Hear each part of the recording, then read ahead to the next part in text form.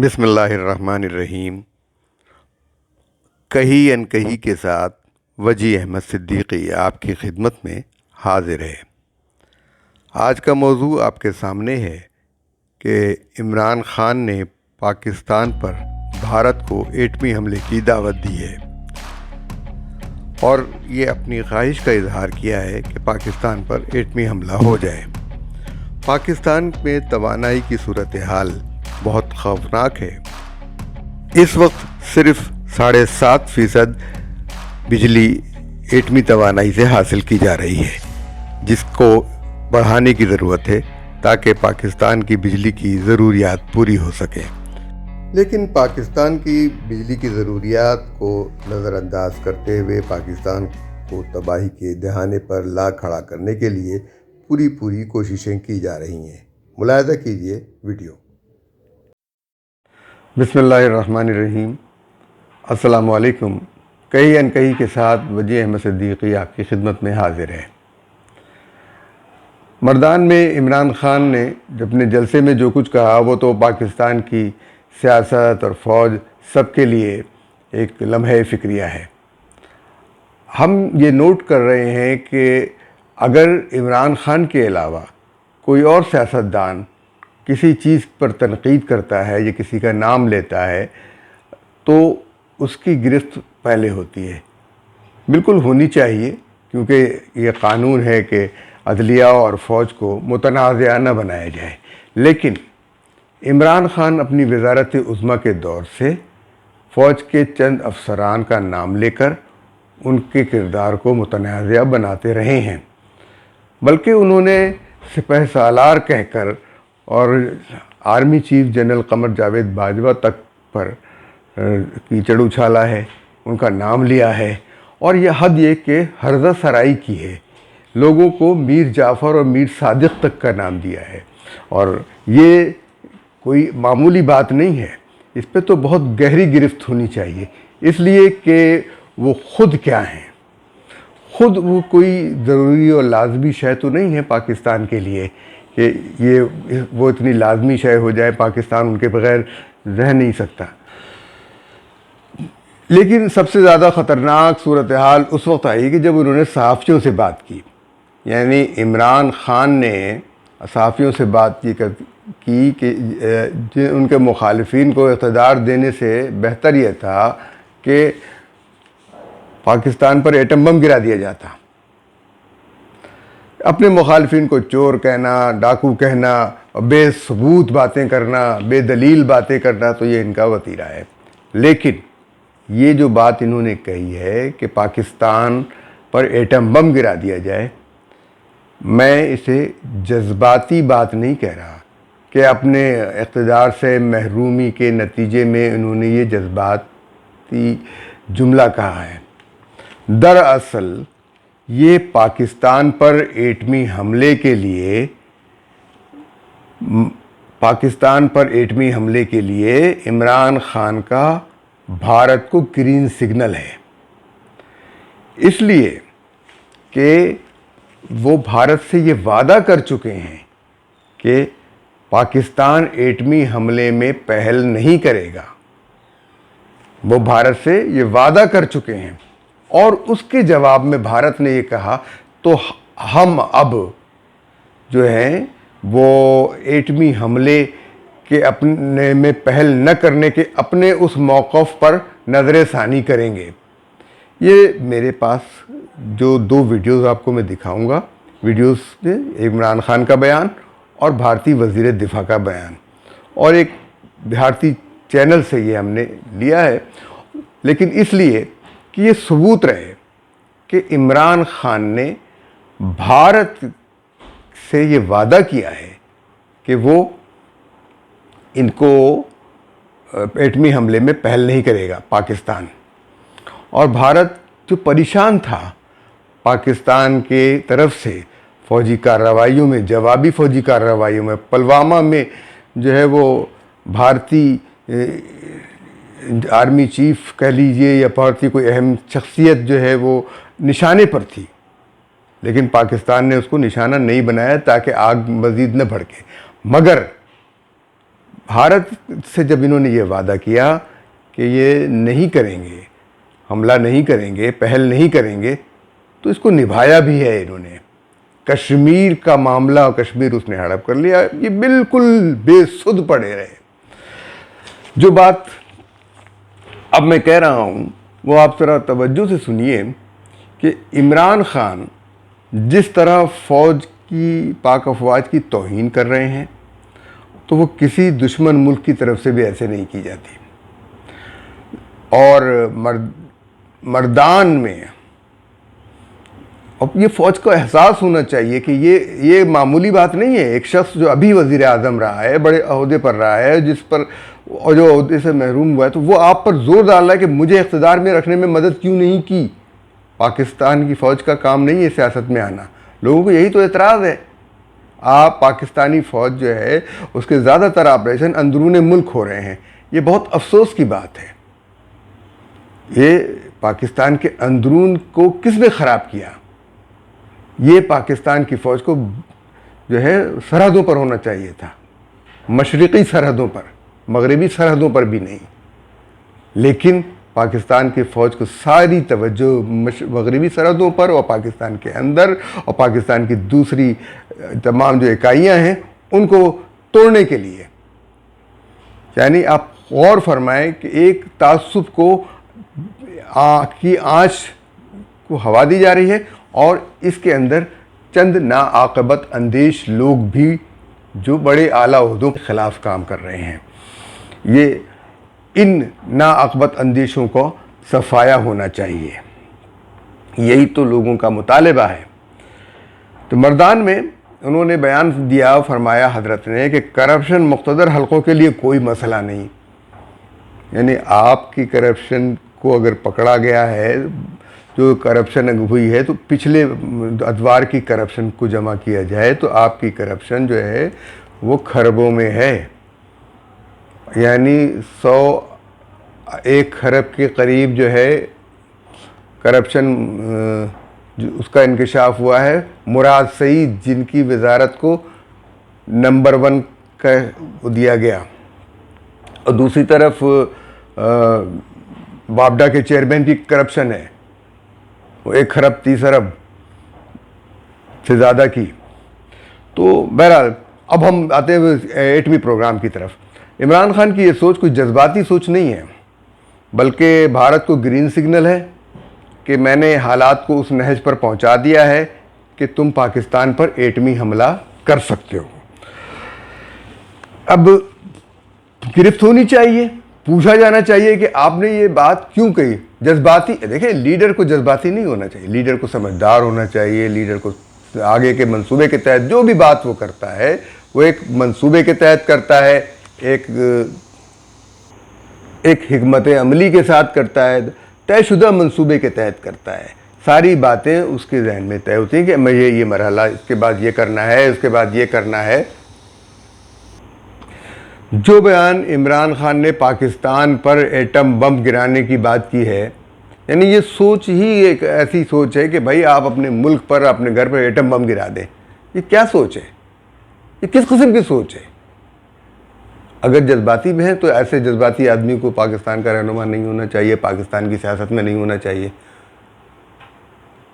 اور اگر یہ ایسے ہی کہہ دیا ہے تو ایسے بے وقوف آدمی کو نہیں ہونا چاہیے۔ اگر یہ دانستہ کہا ہے تو پھر یہ غدار ہے۔ تو ہر صورت میں یہ قابل گرفت جملہ ہے۔ اب میں بہت ہی معذرت کے ساتھ یہ کہتا ہوں، اگر یہی بیان کوئی قوم پرست دیتا، کوئی مذہبی رہنما دیتا، تو ملک میں ایک ہنگامہ مچ جاتا۔ یہ بات صریحاً غداری کے مترادف ہوتی۔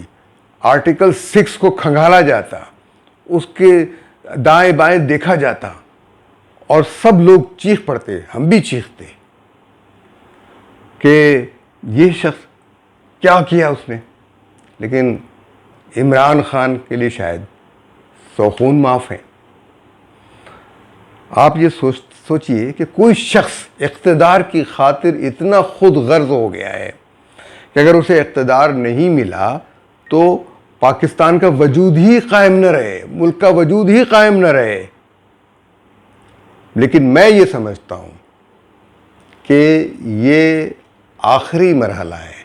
عمران خان نے یہ بیان سوچ سمجھ کر دانستہ دیا ہے اور گرین سگنل دیا ہے بھارت کو، کیونکہ بھارت اور اسرائیل ہی پاکستان کے ایٹمی پروگرام کے مخالف ہیں۔ پاکستان کا ایٹمی پروگرام امریکہ کی آنکھ میں، بھارت کی آنکھ میں، اسرائیل کی آنکھ میں کھٹکتا ہے، اور یہ امریکی ایجنڈا پورا کیا جا رہا ہے کہ امریکی ایجنڈے کو پورا کرنے کے لیے یہ بیان دیا گیا ہے۔ اور یہ بات یہ کر چکے تھے وعدہ بھارت سے، انہوں نے کہا کہ ہم نہیں کریں گے، اور اس کے بعد کشمیر کو جب اس نے جبراً شامل کر لیا، یہ گئے تھے ٹرمپ سے وعدہ کر کے آئے تھے کشمیر کا مسئلہ حل ہو گیا اور فلاں، یہی ان کو معلوم تھا کہ کیا مسئلہ حل ہونے جا رہا ہے، یہ لا علم نہیں تھے۔ انہوں نے کشمیر کا سودا کیا، پاکستان کے ایٹمی پروگرام، کہا کہ پاکستان تم پر ایٹم بم استعمال نہیں کرے گا۔ وہ وقت تھا کہ پاکستان کوئی بھی حملہ کرتا، کسی حملے کی دھمکی دیتا، اور اس کے بعد یہ جو ہے انہوں نے کشمیر کے معاملے میں بالکل سوٹ کی ناس لے لی، خاموش۔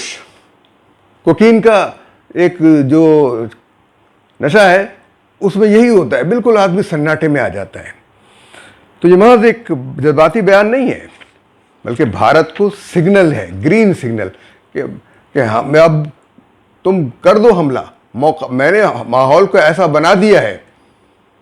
اور آپ غور کریں کہ کراچی میں 2 دھماکے ہو گئے، ایک دھماکہ کراچی یونیورسٹی میں، ایک صدر میں، اور ایک میں 5 افراد اور دوسرے میں 1 شخص۔ اور جو صدر میں ہوا وہ دھماکہ جو ہے وہ بہت حساس علاقے میں ہوا، جہاں فوجی دفاتر واقع ہیں، اس علاقے میں فوجی دفاتر ہیں، اسپتال ہیں بہت سارے، تو ایک حساس علاقہ ہے، وہ وہاں ہوا۔ یہ کون کر رہا ہے؟ کس کے اشارے پر ہو رہا ہے؟ کون چاہتا ہے کہ ملک کے افراتفری ہو اور اسے موقع ملے کہ وہ پاکستان پر حملہ کرے؟ اور پاکستان کے ایٹمی پروگرام کو کس نے متنازع بنا؟ بھارت کو عمران خان کی طرف سے اس قسم کی رعایت کی پیشکش کی توقع ہی نہیں تھی۔ وہ تو مارے خوشی کے بھارت کے میں ٹھکانہ ہی نہیں رہا کہ وہ پاکستان جو ہے اس نے ایک ایسا موقف اختیار کر لیا جس سے اگر وہ پیچھے ہٹتا ہے تو ساری دنیا اس کو تھو تھو کرے گی۔ حالانکہ پاکستان کو بھارت سے زیادہ خطرہ ہے، اور بھارت کی جارحیت جو ہے کشمیر میں، پاکستان کے خلاف بلوچستان میں سازشیں، اور قبائلی علاقوں میں سازشیں، افغانستان کی سرحدوں سے دراندازی، یہ ساری چیزیں ہمارے سامنے تھیں۔ لیکن اس کے باوجود عمران خان نے ایک ایسی پیشکش کی جس سے امریکہ اور بھارت دونوں خوش ہوئے، اور بہت ان کی خوشی کا کوئی ٹھکانہ نہیں رہا۔ تو یہ اب ہم سوچیں کہ غدار کون ہے، میر جعفر کون ہے، میر صادق کون ہے؟ ہم ملک ہیں، اگر یہ آگے ٹینشنز بڑھتی ہے تو دنیا کو خطرہ ہے اس سے۔ تو میں نے آپ کے لیے صرف یہ اس لیے کہہ رہا ہوں کہ ہماری طرف سے کبھی بھی کوئی کسی طرف پہل نہیں ہوگی۔ پاکستان کا یہ یو ٹرن اپنے آپ میں بھارت کی بڑی کامیابی ہے۔ دراصل بھارت نے پاکستان کو اسی کے ہتھیار سے مارنا شروع کر دیا ہے۔ جب بھی بھارت سے رشتے خراب ہوتے تھے تو پاکستان امریکہ، یورپ اور روس کے آگے پہلے گڑ گڑاتا تھا اور پھر پرمانو بم کی دھمکی دینے لگتا تھا۔ امریکہ اس کے دباؤ میں آ کر بھارت سے سور نرم کرنے یا بات کرنے کا انورودھ کرتا تھا، جسے بھارت بھاری من سے سویکار لیتا تھا۔ لیکن اب کہانی بدل گئی ہے۔ نئے رکشا منتری راجناتھ سنگھ نے پرمانو بم کی نو فرسٹ یوز کی بھارت کی نیتی کو بدل دینے کا سنکیت دیا اور پاکستان کی پول کھول دی۔ جہاں تک ہماری نیوکلیئر پالیسی کا سوال ہے، اس میں نو فرسٹ یوز کی آج تک ہماری پالیسی یہی ہے۔ اب بھوشیہ میں کیا ہوگا یہ سب پریستھتیوں پر نربھر کرتا ہے۔ جو آپ نے ویڈیو دیکھ لی، ہم آپ کو بہت ساری اور باتیں بھی یاد دلا دیں کہ کلبھوشن کو سزا دینے کا معاملہ لٹکا دیا، اور جو पायलट आया था अभिनंदन, उसको फौरी तौर पर वापस कर दिया भारत को। यानी कोई किसी हिकमत अमली का कोई मुजाहरा नहीं किया। ये कोई घरेलू मामला था कि हम इनकसार करें, ये तो कौम और मुल्क का मामला था। एक जो है उसने पाकिस्तान की सरहदी हदूद की ख़िलाफ़ वर्जी की थी हमारे, और वहाँ हमला किया था, उसको चाय पानी करके जो है वो खुश खैर सगाली के तौर पर उसको वापस कर दिया। ये इस्तकबाल किया, ये हमारी मेहमान नवाजी इस तरह होती है कि हमारे लोगों की जान का दुश्मन जो है उसको आपने उठाया और भेज दिया। कि हमारी जान की कोई अहमियत नहीं है क्या? पाकिस्तानियों की जान की कोई अहमियत नहीं है? पाकिस्तान पर एटम बम मार दो, ये शख्स किस जहनियत का हामिल है?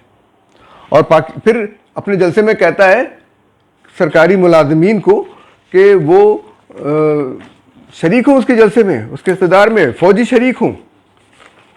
और ये इस कदर तकब्बुर और कि दूसरे लोग जो है सारे के सारे जो हैं वो ये पता नहीं क्या चीज़ है कि बाकी मीर जाफ़र हैं, मीर सादिक, ये ख़ुद क्या हैं? इनके बारे में तो फिर मैं आपको बताऊंगा कि ये वीडियो लंबी होती है। इक़्तिदार की खातिर पाकिस्तान को तबाह करने चाह रहे हैं, सिर्फ इक़्तिदार की खातिर। और जो कुछ यानी जादू टोना और सोना जेवर, ये सब कुछ तो सबके सामने खुला और लोगों को आंख में धूल झोंक रहे हैं।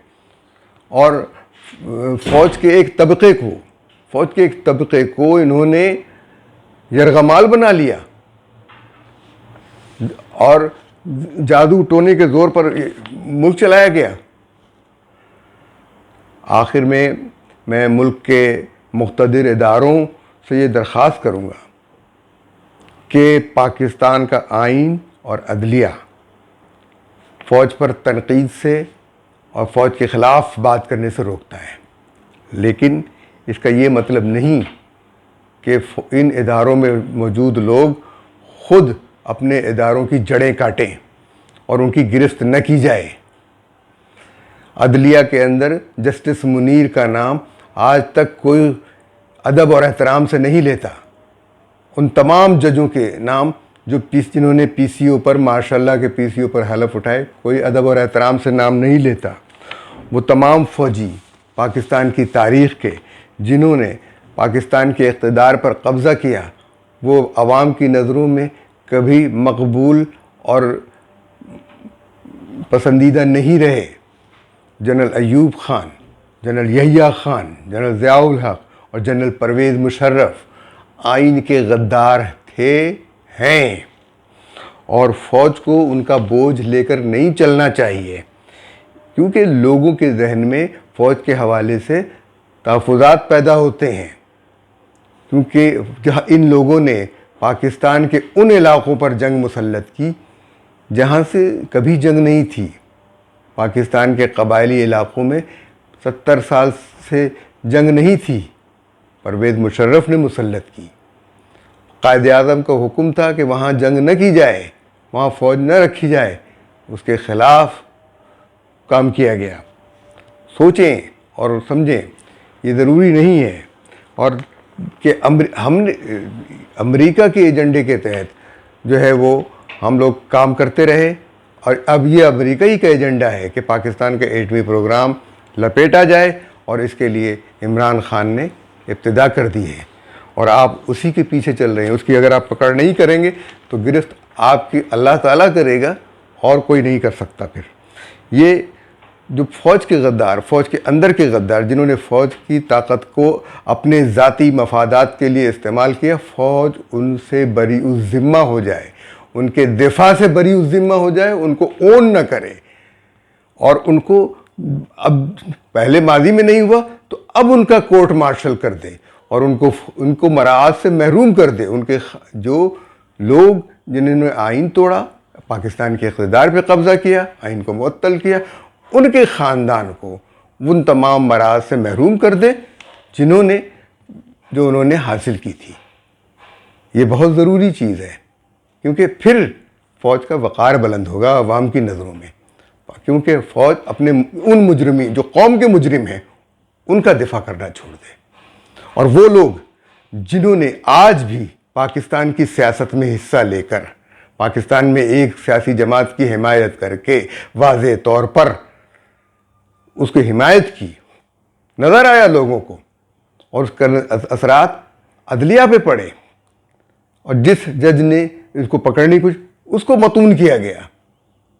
तो ये सारी बातें खुल गई हैं, और अब वक्त फ़ौज के पास है कि ये सारी चीज़ें उनको ठीक कर दे, क्योंकि हम तो चाहते हैं कि ये पाक फ़ौज एक उस दुश्मन को मुंह तोड़ जवाब दे जो पाकिस्तान की बका के ख़िलाफ़ है। बहरहाल कायद-ए-आज़म का फरमान याद रखें कि सरकारी मुलाजिमीन और फ़ौज को सियासत से दूर रहना चाहिए। अल्लाह हाफ़िज़।